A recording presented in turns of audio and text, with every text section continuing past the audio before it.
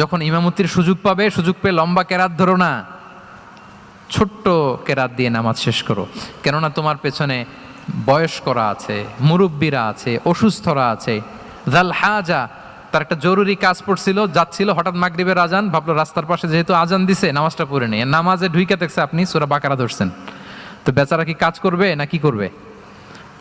আর তার তো নিয়ত ছিল ফরজ নামাজটা পড়ি যে বাস ধরবো, এখন আপনি ধরছেন কোন সূরা? বাকারা।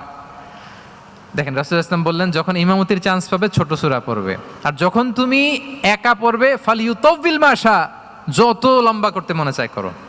রুকু করো লম্বা, সেজদা করো লম্বা, কেরাত করো লম্বা।